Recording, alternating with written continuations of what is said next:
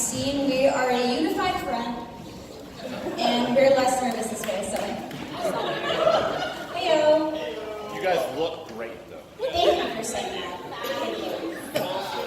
Well, first of all, friends and family, thank you guys so much for being here. These are my two favorite people on earth. They also look like movie stars tonight. What?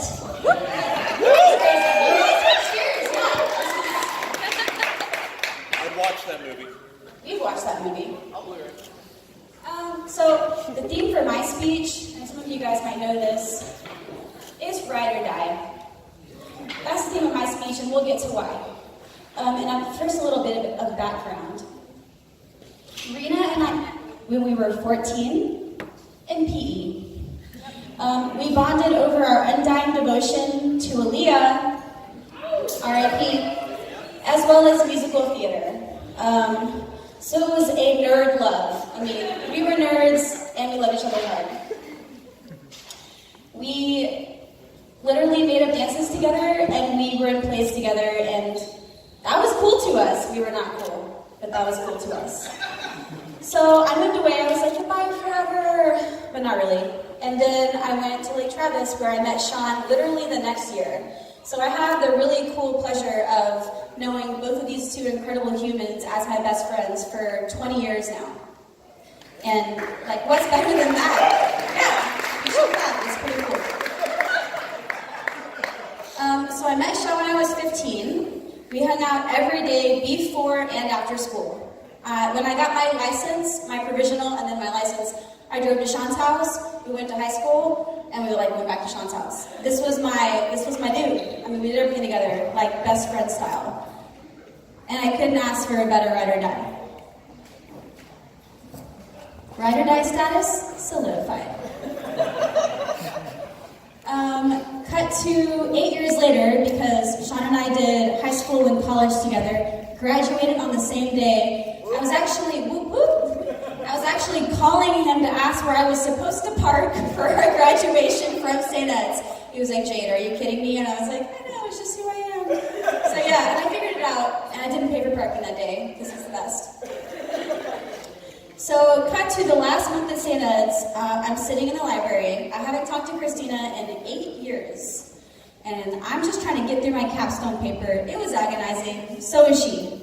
It turns out we were sitting across from each other at joint shared computers, and we were like, wait, what? And we saw each other, and we made a huge commotion during finals in college when you're not supposed to do that. The librarian kicked us out. She was like, girls, get out. We were like, we're sorry. We went outside, and we didn't spend a day apart after that. And that was in 2007. And that's how we kind of formed, once again, our ride or die bond, strong.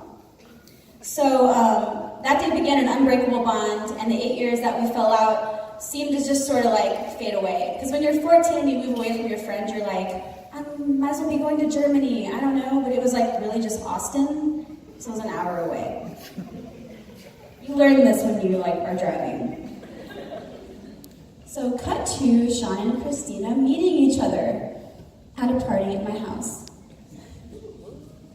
Heyo. The look on Sean's face was unmistakable. I was like, oh crap. It was my two best friends seeing each other, and Sean was like, wait, what? And I was like, I know, right? She's amazing. And he was like, no, but wait. He was freaking out. He freaked out a little bit. No, it's cool. I get it. Who doesn't? Right? Yeah. That's fine. I get that. The three of us hung tough, solidified our triangle ride or die status, and I got to watch their friend love grow, and it was beautiful. Now, I can't talk about love and ride or die status without an homage to my parents. Yeah, cheers to you guys. Because to me, in my life, there is no greater example of true love, unrelenting love, than those two. They taught me what it is. That's why I am now single.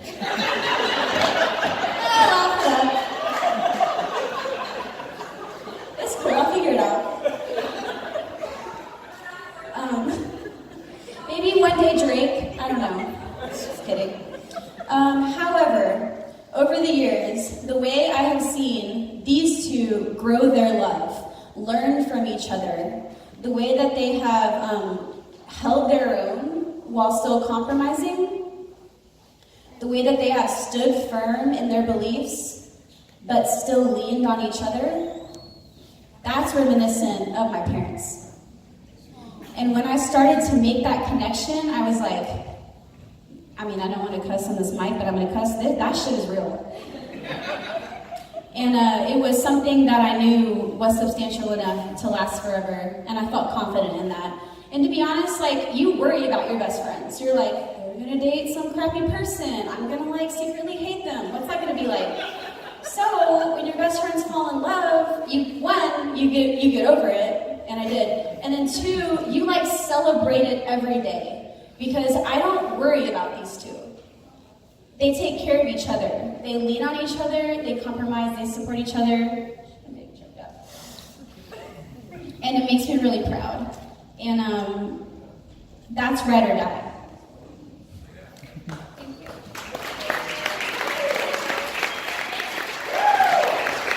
I'm almost done. It's just closing.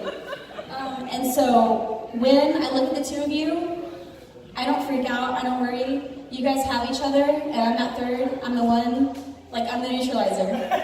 Like, I'm here for you both. I know you both. You guys know my heart. I know your heart. And when I think about my parents' love, I can really only equate it to your own in the way that it's growing and blossoming. And that's, like, the biggest compliment ever. And that's ride or die. Cheers to you guys.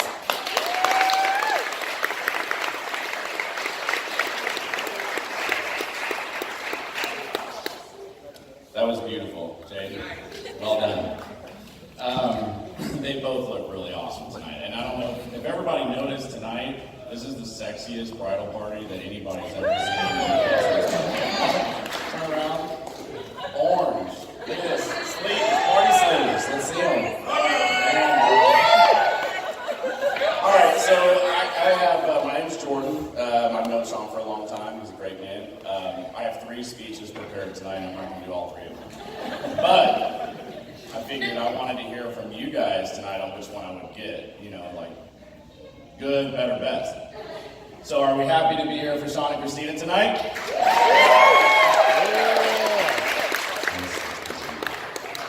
Weak speech? Let's hear it again. That's good. That's speech 3? Speech 3? I lost it. Just kidding, I lost. 3 years ago, not too long ago, Sean was actually my best man at my wedding. He did an awesome job. He was there for me the whole time. But I did something kind of messed up to him in the best man department. There was no speeches, right? I told him this for like a year. But then, what, an hour? 30 minutes? 20 minutes? 5 minutes? I guess we're walking down the aisle. Walking down the aisle. I tell Sean, oh, you're going to have to say something when you get up there. He had no clue. He had no clue.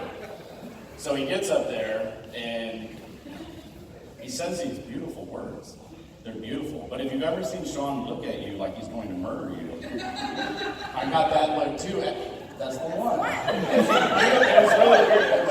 It was hard to interpret. He was saying these beautiful things, but I'm looking right at him. It's like, you're going to get it. So I kind of decided that for tonight I would just wing it, right? Just go right off the cuff and, you know, straight from the heart, because I got the feels right now. Yeah, I know. Feels are really hard. So, here we go.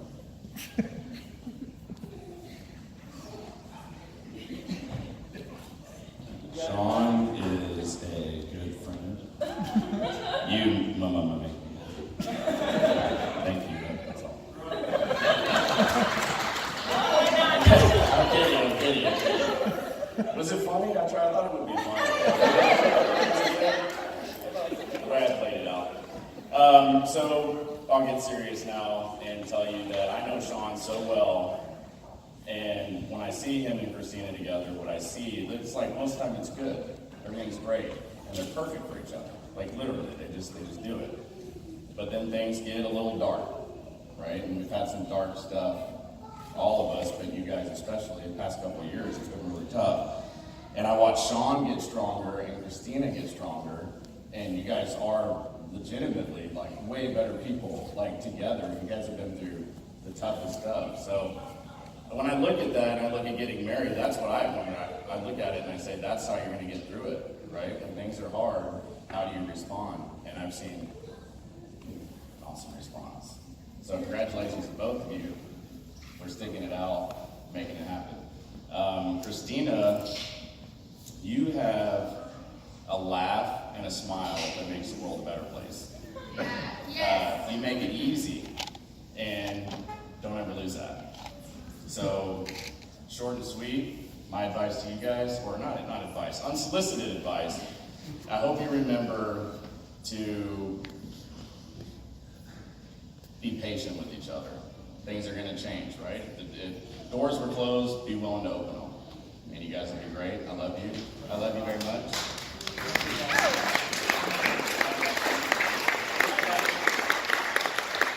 Cheers. Holly?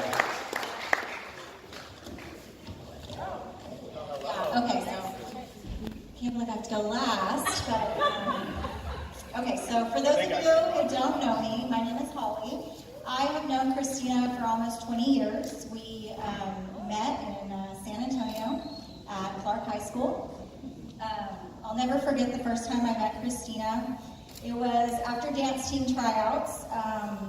Neither of us made the team, and I was pretty devastated. I remember I was sitting on the gym corner crying. I thought my life was over at that point. And I didn't know Christina yet, but you know, she was just so bubbly and happy, and she came walking through the gym and she said, "Well, at least we still have PE." And that was the comic relief I needed to get through, you know, this devastating event to me at the time. So that really sparked our friendship, and we had a lot of life experiences in high school. We went to college. We, we're in San Antonio, and then we moved to Austin together. Went to St. Edward's. Traveled abroad to Italy together. I just have to tell you one quick story about a time we took a trip to Colorado, actually to see her friend Katie, and we had a lot of road trips, and this one was in a Saturn, and it should have been a 16-hour trip, but for some reason it took us 22 hours, but that was fine because we had music and, you know, we were just talking, lost in conversation, until we were climbing the mountains, headed to Boulder, and we started smelling something burning, and we didn't know what it was, but we were self-sufficient 20-year-olds, so we pulled the car over and looked underneath it, and sure enough, there was a plastic bag that was stuck to our car. So, you know, I think I called my dad, and we didn't, you know, there's nothing we could do, so we just drove on and drove into Boulder smelling like burning plastic. So, it was fun. Just got through it. So, in all seriousness, Christina, you taught me a lot about how to see the good in every human being, in every situation. You've always remained positive, even in the worst of times, and I love you for it, and you're just the most amazing person. I can't celebrate you and show you how much I love you enough, because you just are. You're beautiful. So, Sean, you came into the picture about almost 10 years ago. It's questionable, kind of the first date, you know, it's all a little fuzzy. I don't know why it would be fuzzy, you know, first date status. But I first met you, and you were best friends with Jade, so that was, you know, plus. And you went to St. Edward's, so that was good too. But as I got to know you more, I learned how thoughtful and caring and attentive a boyfriend could be. And which was kind of unusual for us because we have had a lot of crappy boyfriends. So, Sean, I've never seen a man treat anybody as good as you've treated Christina. I'm so glad that you guys are making this official. You're one of the good guys, and you're rare, and you know it. And I've told Christina that for 10 years, and I'm so glad that it's finally official. Yes. I'm glad you guys found each other, and I know that I don't have to worry anymore because you guys are going to take care of each other. So everybody join me in raising your glass to Sean and Christina as they embark on their greatest adventure. May you always find the best in each other. Congratulations. Yeah!